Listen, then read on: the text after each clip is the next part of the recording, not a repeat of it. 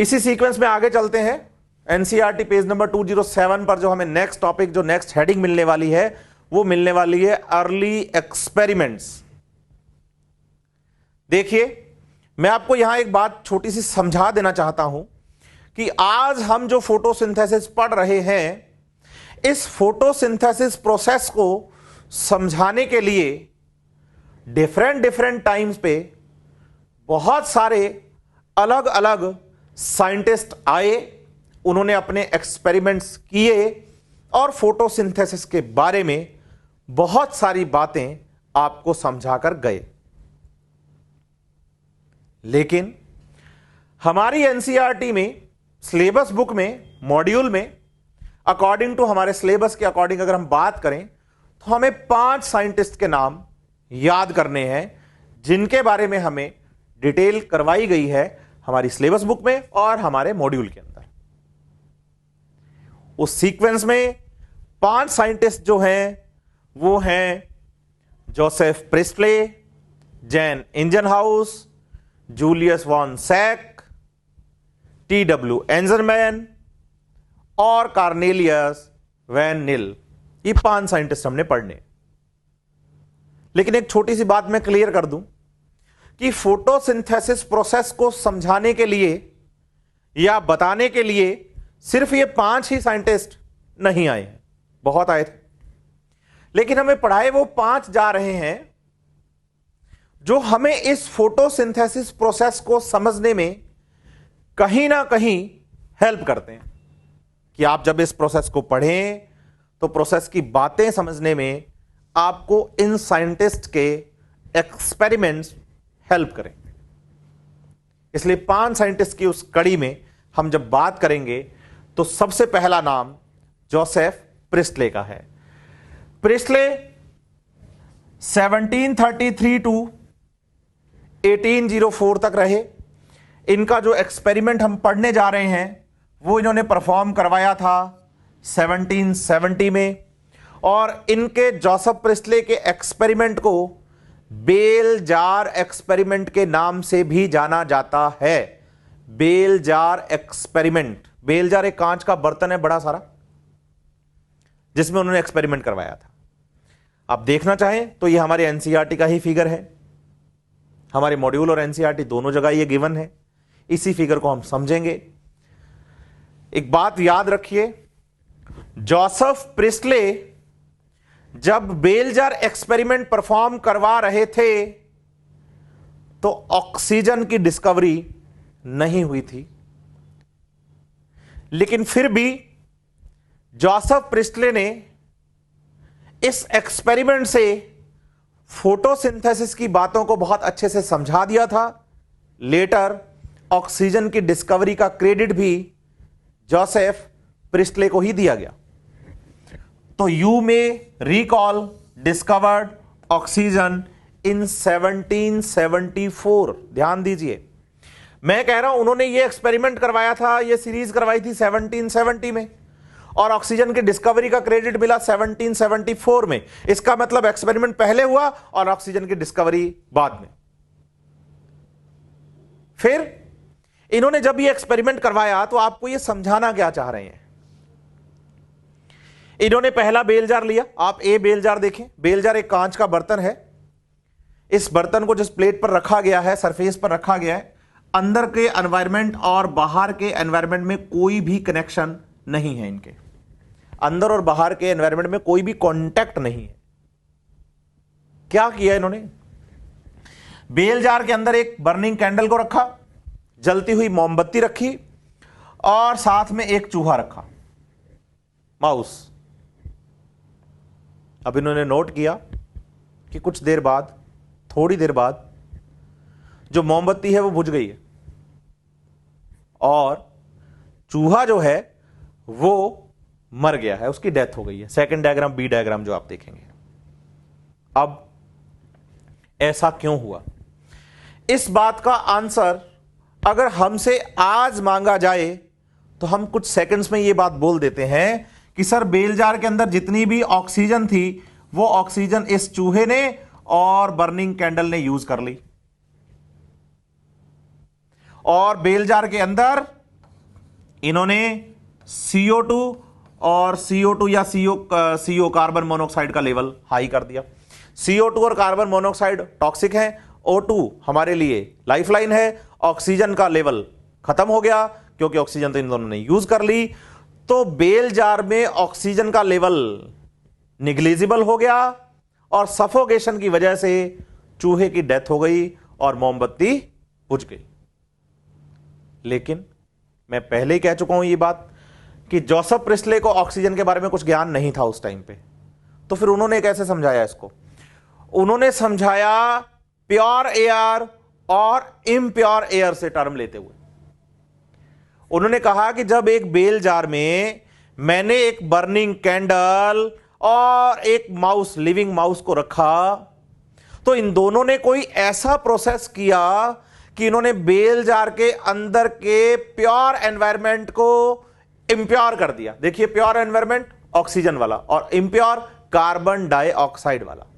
तो उन्होंने कहा कि बर्निंग कैंडल और माउस ने बेल जार के अंदर कोई ऐसा प्रोसेस किया जिसने प्योर एनवायरनमेंट को इंप्योर में कन्वर्ट कर दिया और सफोकेशन की वजह से चूहे की डेथ हो गई, दम घुटने की वजह से चूहे की डेथ हो गई।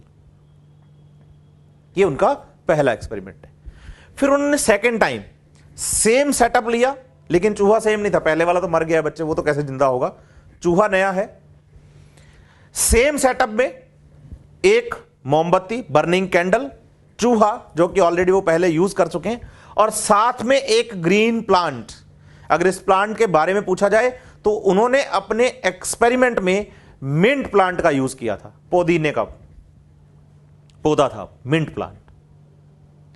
अब हम थोड़ी देर पहले यह बात पढ़ के आए हैं कि प्लांट्स फोटोसिंथेसिस करते हैं। जब प्लांट करेंगे फोटोसिंथेसिस तो O2 रिलीज करेंगे, फूड बनाते हैं और ऑक्सीजन निकालते हैं। इक्वेशन याद करिए, CO2 प्लस H2O कन्वर्ट हुआ ग्लूकोज में और साथ में ऑक्सीजन बनी, क्योंकि वाटर के हाइड्रोजन तो CO2 ने यूज कर लिए अपने रिडक्शन के लिए और रिलीज क्या कर दिया, ऑक्सीजन। और मैंने कहा था वो वही ऑक्सीजन है जो हम यूज करते हैं एटमॉस्फेयर से। तो एटमॉस्फेयर में ऑक्सीजन कौन देते हैं? फोटोसिंथेटिक ऑर्गेनिजम्स, जो कि अपने फोटोसिंथेसिस में वाटर का यूज करते हैं। ऐसा हम पढ़ के आए। तो जब उन्होंने अपने एक्सपेरिमेंट के अंदर बर्निंग कैंडल, माउस और उसके साथ एक प्लांट रखा, कौन सा? मिंट प्लांट, तो उन्होंने पाया कि आज टाइम काफी निकल गया है लेकिन अभी तक चूहा खेल कूद रहा है, सफोकेशन उसको फील नहीं हुआ।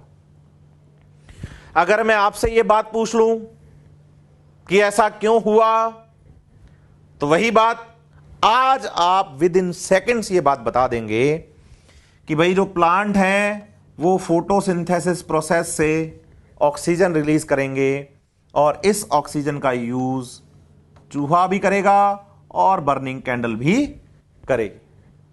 और चूहा जिंदा है, कैंडल अभी तक बुझी नहीं है। लेकिन बच्चे आप ये बात भी यहां ध्यान दीजिए कि बर्निंग कैंडल ने और माउस ने CO2 भी बनाई है, CO2 भी बनाई है। इसका मतलब प्लांट जो O2 रिलीज कर रहा है उसके साथ ही साथ वो इस CO2 को यूज भी तो कर रहा है, क्योंकि अभी हम मोल के हाफली एक्सपेरिमेंट में ये बात पढ़ के आए हैं कि फोटोसिंथेसिस के लिए कार्बन डाइऑक्साइड का होना जरूरी है। अब जोसेफ प्रिस्ले के अकॉर्डिंग चले तो उन्होंने कहा कि जब मैंने सेकंड टाइम मेरे एक्सपेरिमेंट में बर्निंग कैंडल और माउस के साथ एक ग्रीन प्लांट को रखा तो हमने पाया कि सफोकेशन लंबे टाइम तक फील नहीं हुआ as compare to first experiment.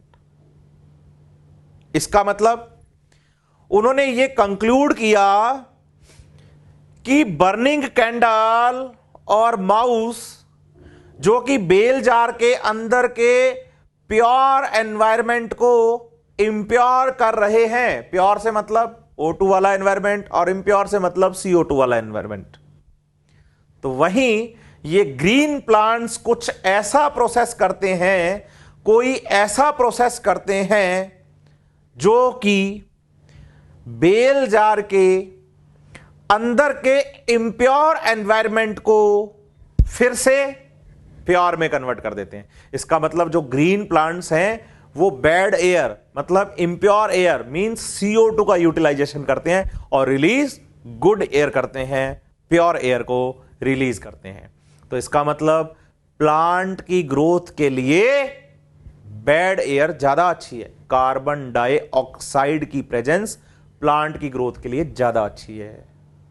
हमारी ग्रोथ के लिए CO2 का होना जरूरी है, O2 का होना जरूरी है। CO2 तो हम खुद रिलीज कर रहे हैं, O2 हम इनहेल करते हैं, CO2 हम रिलीज करते हैं। प्लांट CO2 लेते हैं और O2 छोड़ते हैं और O2 हमारे लिए यूजफुल है। इसलिए तो हम कहते हैं कि पेड़ लगाओ पेड़ लगाओ पेड़ लगाओ। क्यों? जितने ज्यादा प्लांट्स होंगे उतनी ज्यादा ऑक्सीजन बनेगी और उतना अच्छे से हम रेस्पायर कर पाएंगे, ब्रीथ कर पाएंगे और अपने आप को स्वस्थ रख पाएंगे। ये सीधी सी बात बताई। लेकिन मैं बार बार बोल रहा हूं कि जब इन्होंने ये एक्सपेरिमेंट किया था तब ऑक्सीजन की डिस्कवरी नहीं हुई थी। लेटर ऑक्सीजन की डिस्कवरी का क्रेडिट प्रिस्टले के पास ही, क्योंकि एक्सपेरिमेंट्स को आगे वो जब लेकर गए तो उनको क्लियर हुआ कि भाई वो गैस ऑक्सीजन गैस है। चलिए, उन्होंने क्या यूज किया? एक बेल जार यूज किया। इस बेल जार में एक माउस रखा, would soon suffocate in the close space, जो कि जल्दी ही सफोगेशन की वजह से अंदर मर गया है। ही कंक्लूड दैट, उन्होंने ये कंक्लूड किया कि बर्निंग कैंडल और जो एनिमल है वो जो ब्रीथ करेगा उस एयर का यूज कर लेगा, both somehow damage the air. तो इसका मतलब वो अंदर के प्योर एनवायरनमेंट को क्या कर देंगे? इंप्योर कर देंगे। डैमेज द एयर मतलब अंदर का जो प्योर एनवायरनमेंट है O2 वाला उसको डैमेज कर दिया, फर्स्ट बात है। But when he placed a mint plant, मैं पहले ही कह चुका हूं कि उन्होंने जो ग्रीन प्लांट यूज किया था वो मिंट यूज किया था। In same bell jar he found that mouse stayed alive and the candle continued burn. Candle लगातार जल रही है और माउस अभी भी जिंदा है। उसका कारण क्या था? हम बता चुके हैं कि जो प्लांट्स हैं वो फोटोसिंथेसिस के टाइम पे O2 रिलीज करते हैं। इसका मतलब प्लांट जो एयर डैमेज हो चुकी है उसे फिर से रिप्लेस कर देता है और ग्रोथ भी करता है क्योंकि फोटोसिंथेसिस कर रहा है। तो ultimately Priestley hypothesised as follow, plant restore the air, मतलब जिस एनवायरनमेंट को इंप्योर किया माउस ने और बर्निंग कैंडल ने, उसे फिर से रीस्टोर कर दिया है। किसने? प्लांट ने, जो कि ब्रीथिंग एनिमल और बर्निंग कैंडल रिमूव कर रहे थे। उस प्लांट ने फिर से क्या कर दिया है बच्चे? रीस्टोर कर दिया है।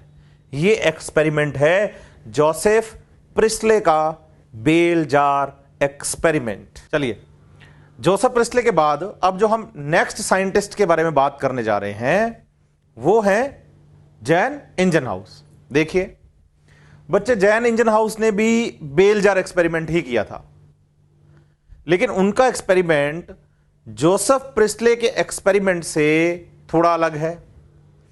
जोसेफ प्रिस्टले ने जो बेल जार एक्सपेरिमेंट किया उससे उन्होंने हमें यह समझाया कि जो ग्रीन प्लांट्स हैं वो बैड एयर को रिप्लेस करते हैं। प्रोसेस उन्होंने नहीं बताया कि फोटोसिंथेसिस है, लेटर हमें पता चल गया कि वो प्रोसेस फोटोसिंथेसिस है।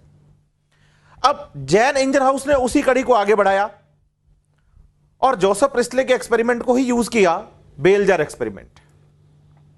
उन्होंने क्या किया? 2 बेल जार लिए, जैसे मैं इसको मार्क कर रहा हूं, बेल जार ए और बेल जार बी। इन्होंने इस बेल जार में वही एक चूहा और एक प्लांट, दूसरे में भी एक चूहा और एक प्लांट को रखा, लेकिन इन्होंने अपने एक्सपेरिमेंट में बर्निंग कैंडल का यूज नहीं किया, मोमबत्ती का यूज नहीं किया। बिल्कुल सही है। अब एक बेल जार तो उन्होंने रखा लाइट की प्रेजेंस में और दूसरा बेल जार उन्होंने रखा लाइट की एब्सेंस में। मतलब एक बेल जार लाइट की प्रेजेंस में और दूसरा एब्सेंस में है। अब देखिए, इन दोनों फिगर्स को ए और बी को देखकर आप दिमाग लगाइए कि कौन सा चूहा जिंदा बचेगा। तो आपका सीधा आंसर आएगा कि जो बेल जार लाइट की प्रेजेंस में है वहां वाला चूहा लंबे टाइम तक जिंदा रहेगा, डार्कनेस वाले बेल जार में चूहा जल्दी ही मर जाएगा सफोकेशन की वजह से। कंक्लूजन क्या निकलते हैं? जोसेफ प्रिस्टले यह कह रहा है कि plant is responsible for the restore of the damage air, कि जो एयर डैमेज की है माउस ने और बर्निंग कैंडल ने, उसे रीस्टोर कौन कर रहा है? प्लांट। जोसेफ प्रिस्टले के बाद जैन इंजनहाउस ये बात समझा रहे हैं कि भाई plant is responsible for the purity of air but in the presence of light. सिर्फ प्लांट प्रेजेंट हो जाने से बैड एयर रिप्लेस हो जाएगी या एयर की प्योरिटी जो है उसको बनाया रखा जा सकेगा, सिर्फ प्लांट प्रेजेंस होने से ही ऐसा नहीं है। उस प्लांट को लाइट भी मिलनी चाहिए, क्योंकि हम ये बात पढ़ के आए हैं कि फोटोसिंथेसिस प्रोसेस में ऑक्सीजन रिलीज होती है, लेकिन फोटोसिंथेसिस होता तो लाइट की प्रेजेंस में ही है। तो जैन इंजनहाउस के एक्सपेरिमेंट ने क्या समझाया? इन्होंने प्योरिटी ऑफ एयर के लिए लाइट की इंपॉर्टेंस आपको समझाई कि भाई ग्रीन प्लांट डैमेज एयर को प्योर करते हैं, यह बात सही है, लेकिन करते हैं लाइट की प्रेजेंस में। इसका मतलब इन्होंने लाइट की एसेंशियलिटी को समझाया यूजिंग ए सिमिलर स्टेप। मैं कह रहा हूं जो स्टेप सेटअप किसका था? जोसेफ प्रिस्टले का। वही सेटअप है, बेल जार सेटअप है, one used by the Priestley, जो कि यूज किया जा चुका है प्रिस्टले द्वारा, but by placing it once in the dark and once in sunlight. अब क्या हुआ कि sunlight is essential to the plant process that somehow purified the air followed by burning candle और द ब्रीथिंग एनिमल। जो animal ने, burning candle ने foul कर दिया है, डैमेज कर दिया है जिस एयर को, उसको रिप्लेस और रिस्टोर करने के लिए लाइट क्या है? एसेंशियल। ये समझाया जैन इंजनहाउस के एक्सपेरिमेंट में। अब मैं कह रहा हूं कि जैन इंजनहाउस ने जो एक्सपेरिमेंट किया वो जोसेफ प्रिस्टले के बाद किया, और हम ये भी कह चुके हैं कि ऑक्सीजन की डिस्कवरी जोसेफ प्रिस्टले के बेल जार एक्सपेरिमेंट के बाद हुई। ऑक्सीजन ग्रीन प्लांट्स लाइट की प्रेजेंस में रिलीज करते हैं, इस बात को समझाने के लिए एक एक्सपेरिमेंट हमें जैन इंजनहाउस का भी पढ़ना है, जो कि हमारे सिलेबस बुक में गिवन है। एनसीईआरटी पेज नंबर 207 का लास्ट पैराग्राफ है बच्चे। ये आप देखेंगे कि इंजनहाउस ने एक एक्सपेरिमेंट किया। एनसीईआरटी लिखती है एलिगेंट एक्सपेरिमेंट, एक इजी एक्सपेरिमेंट है जिससे आपको समझ में आएगा कि ग्रीन प्लांट्स ऑक्सीजन प्रोड्यूस करते हैं। इन्होंने अपने एक्सपेरिमेंट में एक वाटर सबमर्ज प्लांट लिया, मींस एक एक्वेटिक प्लांट लिया। जैसे फॉर एग्जांपल मैं आपको समझा रहा हूं कि हमारे पास एक प्लांट है हाइड्रिला, एक एक्वेटिक प्लांट है। इसे हम एक बोतल के अंदर रख रहे हैं, पॉन्ड वाटर के अंदर हमने साथ में इसको रखा। जैसा इसका एनवायरनमेंट था वैसा एनवायरनमेंट इसको देने की कोशिश की है, और ऊपर हमने ऑक्सीजन बल्ब हमारे दिख रहे हैं। बबलर के अंदर एक पाइप लगाई हुई है हमने बोतल के ऊपर यहां पर, जो कि एक बबलर है जिसके अंदर ये पूरा पानी भरा हुआ है अच्छे से। अब इस पूरे सेटअप को आप क्या करो? लाइट की प्रेजेंस में रखो, इस पे लाइट गिराओ। जब आप इस पूरे सेटअप पे लाइट गिराएंगे तो आप पाएंगे कि जो हाइड्रिला प्लांट है यहां से छोटे छोटे बबल्स उठते हुए दिखेंगे, और इस बबलर के यहां पर जाकर ये बबल्स इकट्ठे हो जाएंगे टॉप वाले रीजन के अंदर। ये जो बबल्स हैं ये कौन से प्लांट से निकल रहे हैं? हाइड्रिला से। हाइड्रिला एक्वेटिक प्लांट है, ग्रीन प्लांट है। पानी के अंदर मुझे एयर बबल्स दिखेंगे ऊपर जाते हुए। एयर हल्की है तो पानी में ऊपर की तरफ जाती तो एयर बबल्स दिखेंगे। और जब इन बबल्स को हमने जाकर बाद में स्टडी किया तो पता चला कि वो बबल्स किसके थे? ऑक्सीजन के थे। तो क्या बोला गया इस एक्सपेरिमेंट से? क्या प्रूफ हुआ कि जो प्लांट्स हैं वो लाइट की प्रेजेंस में ऑक्सीजन प्रोड्यूस करते हैं। यही तो दिख रहा है हमें यहां पर। तो Ingenhousz in an elegant experiment with the aquatic plant, aquatic का एग्जांपल मैंने यहां हाइड्रिला लिया है बच्चे, show that in bright sunlight small bubbles were formed around the green parts while in the dark they did not. इसका मतलब ये bubble कब दिखेंगे, लाइट की प्रेजेंस में या लाइट की एब्सेंस में। तो बात आती है कि लाइट की प्रेजेंस में ये बबल्स हमें दिखाई देंगे। लाइट है, लाइट गिर रही है तो प्लांट से ऑक्सीजन का प्रोडक्शन हो रहा है और बबल्स बन रहे हैं। फिर लेटर ही identify these bubbles to be of oxygen. तो बाद में उन्होंने आइडेंटिफाई किया कि ये किसके बबल्स हैं, ऑक्सीजन के बबल्स हैं। Hence he show that it is only the green part of the plants that could release oxygen.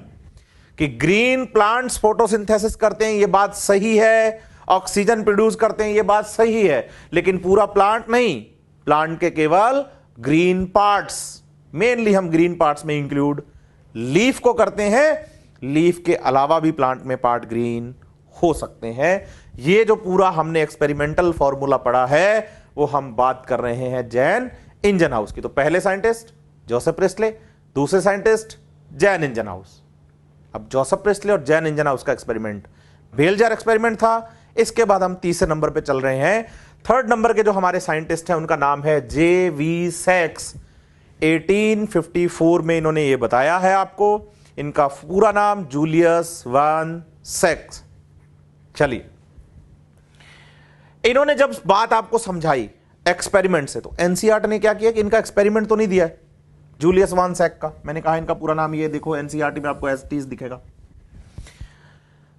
इनका एक्सपेरिमेंट तो नहीं दिया, लेकिन इनका कंक्लूजन लिखा हुआ है। वो कंक्लूजन एक बार मैं आपको समझाता हूं, फिर हम इसको पढ़ेंगे तो हमें समझ में आएगी बहुत अच्छे से बात। हमने कहा कि जो फोटोसिंथेसिस है वो ग्रीन प्लांट्स में होता है, बिल्कुल होता है। क्या पूरा प्लांट फोटोसिंथेसिस करता है? तो हम कहते हैं नहीं, प्लांट में ग्रीन पार्ट फोटोसिंथेसिस करता है। ठीक है, अब एक बात समझिए कि ग्रीन पार्ट में भी एक पर्टिकुलर स्ट्रक्चर है जो फोटोसिंथेसिस परफॉर्म करेगी, एक पर्टिकुलर स्ट्रक्चर। बात करते हैं कौन है। उस स्ट्रक्चर में परफॉर्म होगा प्रोसेस। कौन सा? फोटोसिंथेसिस। हमारे चैप्टर का नाम ही है। उस प्रोसेस से बनेगा फूड और उस फूड को प्लांट स्टोर कर लेता है।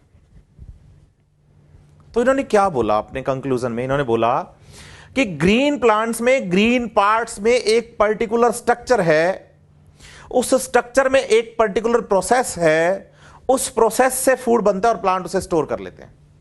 इनको उस स्ट्रक्चर के बारे में नहीं पता था कि वो स्ट्रक्चर कौन है जिसमें फोटोसिंथेसिस चल रहा है, लेकिन आज हम उस स्ट्रक्चर के बारे में जानते हैं कि वो जो स्ट्रक्चर है फोटोसिंथेसिस परफॉर्म करने के लिए वो क्लोरोप्लास्ट है। फोटोसिंथेसिस कहां परफॉर्म होता है? क्लोरोप्लास्ट में। ठीक है, अब क्लोरोप्लास्ट में एक पर्टिकुलर प्रोसेस है। प्रोसेस कौन सा है जी? प्रोसेस है फोटोसिंथेसिस।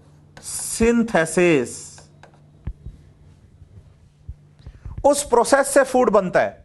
फूड क्या बनता है जी? ग्लूकोज बनता है, और उसे प्लांट क्या कर लेंगे? स्टोर। अब स्टोर क्या करते हैं प्लांट? प्लांट स्टोर करते हैं बच्चे स्टार्च। तो इनको नहीं पता था कि उस स्ट्रक्चर का नाम क्या है, इनको नहीं पता उस प्रोसेस का नाम क्या है, उनको नहीं पता कि वो ग्रीन क्यों है, लेकिन लेटर हमें यह बात पता तो चली ना।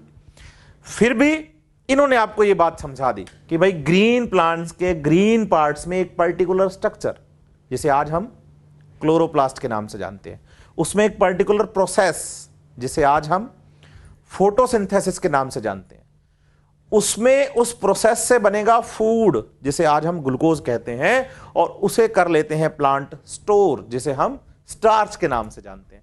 तो अल्टीमेटली मुझे जूलियस वन सैक ने क्लोरोप्लास्ट, फोटोसिंथेसिस, स्टार्च और ग्लूकोज का इंटर रिलेशनशिप समझाया कि इन चारों में रिलेशन क्या है।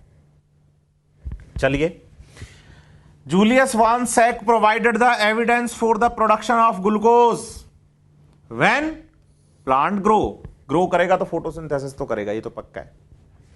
Glucose is usually store as starch. His later studies show that the green substance in the plant, उनको नहीं पता वो ग्रीन सब्सटेंस कौन है, लेकिन आज हम जानते हैं कि वो ग्रीन सब्सटेंस कौन है, chlorophyll. As we know it now, अब हम जानते हैं.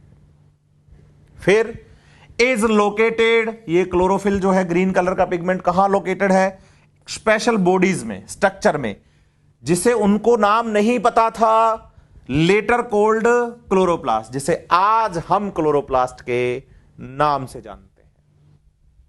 चलिए, within the plant cell he found that the green parts in the plant, ये बात ध्यान देने लायक है, green parts in the plant is where glucose is made and this glucose is usually store as starch. तो ultimately उन्होंने हमें चार बातों के बीच में रिलेशन समझा दिया कि क्लोरोप्लास्ट में क्लोरोफिल पिगमेंट की वजह से एक प्रोसेस है फोटोसिंथेसिस, जिससे फूड बनता है ग्लूकोज, और प्लांट उसे स्टोर कर लेते हैं स्टार्च की फॉर्म में. तो इन चारों का हमें क्या समझा दिया उन्होंने, इंटर रिलेशनशिप.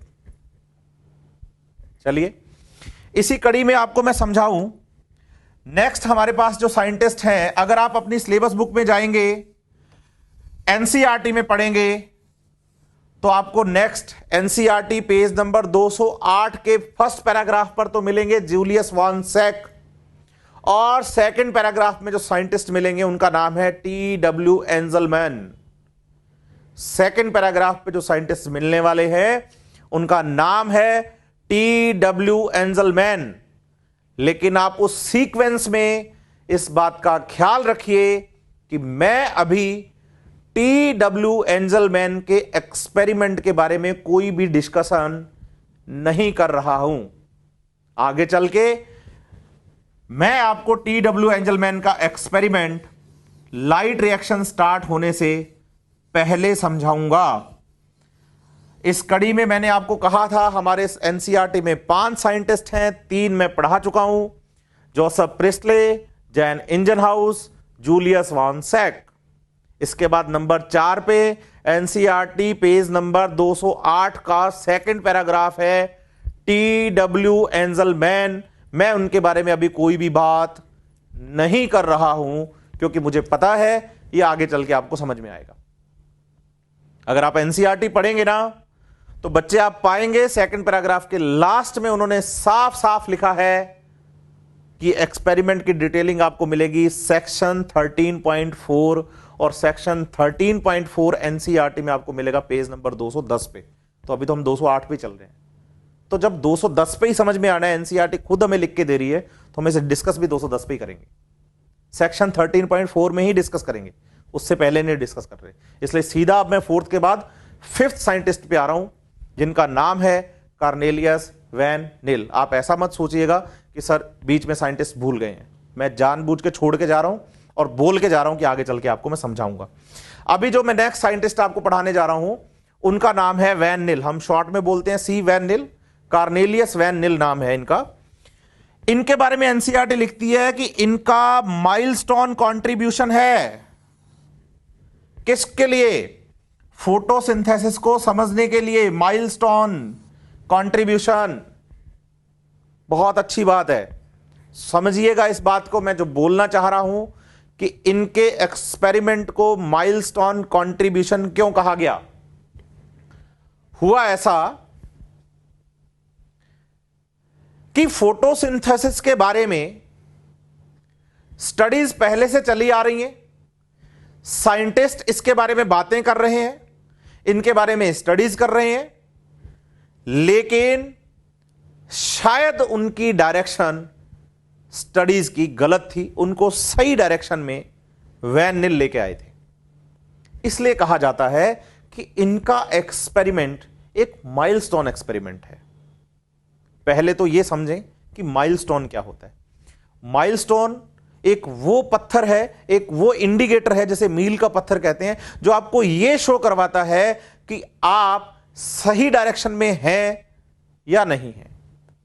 आप सोचिए, मैं किसी ए पॉइंट पे खड़ा हूं, ये मेरा स्टार्टिंग पॉइंट है, और बी पॉइंट मेरा डेस्टिनेशन है, और मैं अपने किसी भी व्हीकल से एक रोड पर निकलता हूं और एक जगह पे जाके मैंने देखा एक रास्ता जा रहा है बी के लिए और एक रास्ता जा रहा है सी के लिए, और मैं इस रोड पे पहली बार निकला हूं, तो बताइए इस पॉइंट से मुझे किस डायरेक्शन में जाना है, यह मुझे कौन बताएगा?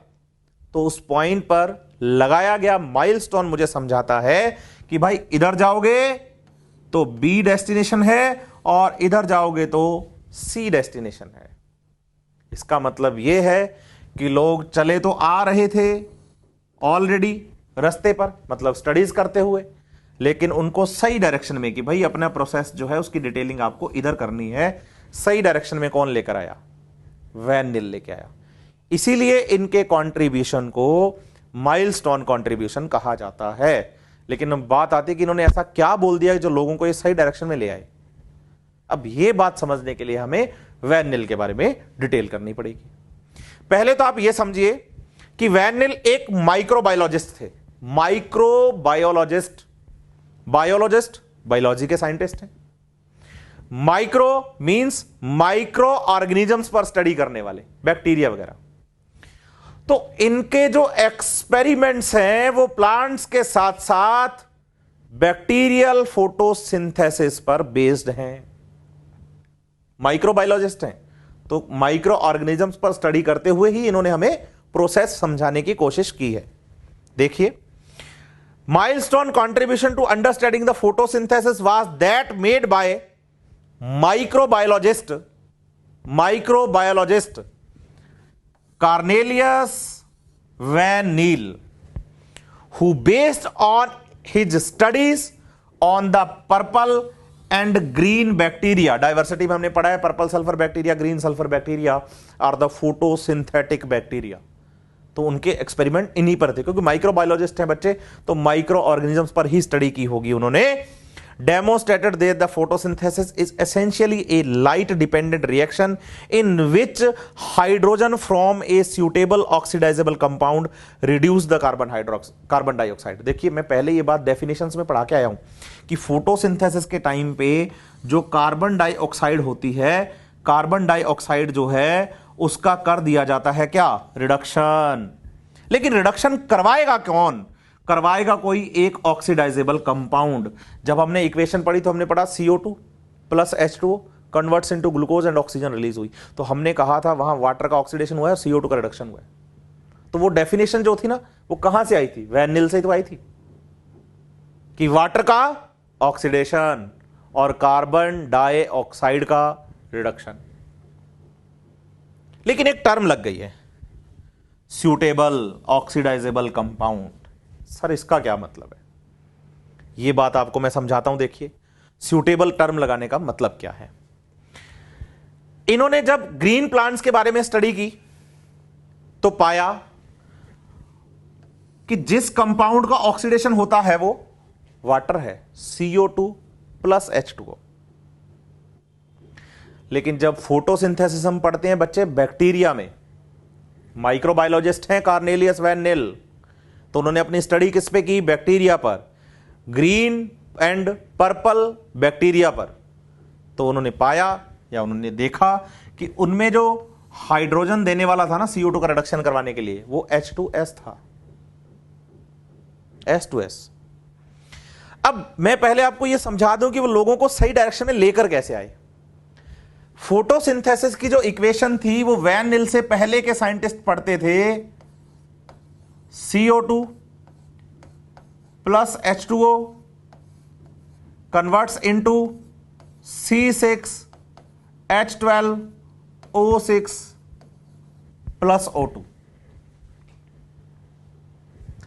वैन निल ने उनसे कहा कि ऐसा मत पढ़िए, आप इक्वेशन पढ़िए CO2 plus H2O converts into C6H12O6 plus O2। अब बच्चे जब आप ये दोनों इक्वेशंस देखते हैं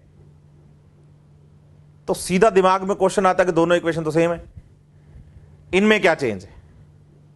आपने कहा कि पहले साइंटिस्ट ऐसे पढ़ते थे, वैन निल ने ऐसे पढ़ाया। मैं वही बोल रहा हूं बच्चे, रास्ता सेम है, मेरे पास जो व्हीकल है या जो कार है वो भी सेम कंपनी की है, लेकिन एक बंदा सही डायरेक्शन में और एक बंदा गलत डायरेक्शन में है। जो सही डायरेक्शन में है ना, वो पहुंचेगा अपने डेस्टिनेशन तक, चाहे वो पैदल ही क्यों ना हो। लेकिन जो महंगी कार के अंदर है वो तब तक अपने डेस्टिनेशन तक नहीं पहुंच पाएगा जब तक वो सही डायरेक्शन में नहीं जाएगा। तो मैं कह रहा हूं फोटोसिंथेसिस की इक्वेशन सेम है, समझने का तरीका अलग है। वैन नील से पहले साइंटिस्ट का यह मानना था कि फोटोसिंथेसिस के टाइम पे जो CO2 का कार्बन है ना, वो वाटर में जुड़ता है और ग्लूकोज बनता है, और ऑक्सीजन जो है वो कार्बन डाइऑक्साइड से निकलती है। वैन नील ने इस बात को खारिज किया और उन्होंने बोला नहीं, फोटोसिंथेसिस के टाइम पे CO2 का कार्बन वाटर में जुड़ के ग्लूकोज नहीं बनाता और ऑक्सीजन CO2 से नहीं आती, बल्कि फोटोसिंथेसिस के टाइम पे H2O का जो हाइड्रोजन है वो CO2 में जुड़ता है और ग्लूकोज बनेगा और ऑक्सीजन वाटर से बाहर आएगी। मतलब इक्वेशन सेम है, समझने का तरीका अलग है। अब जब आप अपनी बात किसी के सामने रखें तो सामने वाले का सीधा आंसर, क्वेश्चन ये होता है आपसे कि भाई कैसे, ये आप कैसे कह सकते हैं कि ऐसा होता है। तो इसका आंसर मैं आपको दे चुका हूं। वैन नील एक माइक्रोबायोलॉजिस्ट थे बच्चे। उन्होंने जब अपने एक्सपेरिमेंट के बारे में लोगों को समझाया तो उन्होंने कहा कि आप प्लांट्स में क्या पढ़ते हैं इक्वेशन। तो उन्होंने कहा हम फोटोसिंथेसिस की इक्वेशन पढ़ते हैं, CO2 प्लस वाटर, लाइट की प्रेजेंस में CS2 ऑर्गेनिक कंपाउंड बनता है और ऑक्सीजन बाहर निकलती है। यह इक्वेशन किस में चल रही है? यह इक्वेशन प्लांट्स में चल रही है। फिर उन्होंने कहा चलो बैक्टीरिया की इक्वेशन बताओ, बैक्टीरिया में इक्वेशन कैसे होती है फोटोसिंथेसिस की। तो लोगों ने समझाया कि CO2 प्लस H2S, मतलब जहां वाटर यूज हो रहा है प्लांट्स में, बैक्टीरियाज में क्या यूज होगा? फोटोसिंथेटिक बैक्टीरिया में H2S यूज होगा। चलिए क्या बनता है जी? ऑर्गेनिक कंपाउंड बनता है और क्या निकलता है? सल्फर निकलती है। तो उन्होंने कहा बस हो गया फिर मेरा आंसर। देखो आप, अगर मैं आपके अकॉर्डिंग चलूं तो होना यह चाहिए था कि कार्बन H2S में जुड़ता और यहां CH2S होता और ऑक्सीजन बाहर निकलती, लेकिन ऐसा तो हुआ ही नहीं। हुआ तो यह है कि सल्फर बाहर निकला है। अगर सल्फर बाहर निकला है तो जुड़ा कौन है? हाइड्रोजन जुड़ा है। उस दिन के बाद यह बात मान ली गई कि यस, फोटोसिंथेसिस के टाइम पे CO2 का रिडक्शन होता है और रिडक्शन के लिए हाइड्रोजन देने वाला कंपाउंड, ऑक्सीडाइजेबल कंपाउंड सूटेबल होगा अकॉर्डिंग टू ऑर्गेनिज्म। अगर आप इस प्रोसेस को प्लांट्स में पढ़ेंगे बच्चे तो हाइड्रोजन डोनर वाटर होगा, और अगर आप इस प्रोसेस को बैक्टीरिया में पढ़ेंगे तो hydrogen donor H2S hydrogen sulphide होगा। उस दिन के बाद हम पढ़ने लग गए हैं कि photosynthesis is reduction of CO2 in the presence of suitable oxidisable compound. और सूटेबल टर्म से मतलब यहां है कि ऑर्गेनिज्म जैसा होगा उसका हाइड्रोजन डोनर भी वैसा ही होगा, क्योंकि हमें मतलब हाइड्रोजन से है। दे कौन रहा है इससे थोड़ी मतलब है। तो ग्रीन प्लांट्स में, in green plants water is the hydrogen donor and is oxidised to O2। O2 बाहर निकल गई है। Some organism do not release O2 during the photosynthesis. अच्छा जी, फिर क्या निकालते हैं? जब वो यूज करते हैं H2S का instead the hydrogen donor for the purple and green sulfur bacteria, the oxidation product is sulfur or sulfate depending on the organism and not O2। मतलब आप ऑर्गेनिज्म कौन सा यूज कर रहे हैं। कुछ ऑर्गेनिज्म सल्फर निकालते हैं, कुछ ऑर्गेनिज्म सल्फेट निकालते हैं, लेकिन सल्फर वाला कंपाउंड निकलेगा, ये फिक्स हो गया। और प्लांट्स में वाटर यूज होगा तो ऑक्सीजन निकलेगी। चलिए, hence he inferred that the O2 evolved by the green plant come from water not from carbon dioxide. क्योंकि पहले वाले साइंटिस्ट ये कह रहे थे कि ऑक्सीजन किससे निकल रही है, CO2 से निकल रही है। वैन नील ने कहा नहीं नहीं, इधर देखो, वाटर से आ रही है ऑक्सीजन, कार्बन डाइऑक्साइड से नहीं आ रही। कार्बन डाइऑक्साइड का तो रिडक्शन हुआ है। उस दिन के बाद हम फोटोसिंथेसिस को पढ़ने लग गए हैं, reduction of CO2 in the presence of suitable oxidisable compound. चलिए, जब आप NCERT में कार्नेलियस वैन नील के एक्सपेरिमेंट्स को पढ़ रहे होंगे तो वहां एक बात आपको क्लियर कर दी गई है, वो ये है कि वाटर से ऑक्सीजन बाहर आई है और एक कंपाउंड का ऑक्सीडेशन हुआ है जिसने कार्बन डाइऑक्साइड का क्या कर दिया, रिडक्शन कर दिया। ये एक्सपेरिमेंटली अभी प्रूफ हुआ है, लेकिन NCERT लिखती है कि इस बात को 100% पुख्ता करने के लिए, बहुत अच्छे से प्रूव करने के लिए कि ऐसा ही होता है, एक टेक्निक यूज की गई, रेडियो आइसोटॉपी टेक्निक। रेडियो आइसोटॉपी टेक्निक, जिसमें इस एक्सपेरिमेंट को प्रूव करने के लिए ऑक्सीजन का रेडियो एक्टिव आइसोटॉप लिया गया और ये रेडियो एक्टिव आइसोटॉपी प्रोसेस वैन नील ने परफॉर्म नहीं किया था, बल्कि आपको याद करने हैं साइंटिस्ट रूबेन एंड कामेन, जिन्होंने 1941 में रेडियो एक्टिव आइसोटॉपी प्रोसेस का यूज करते हुए यह बात आपको समझाई कि ऑक्सीजन वाटर से ही निकलती है, ना कि कार्बन डाइऑक्साइड से।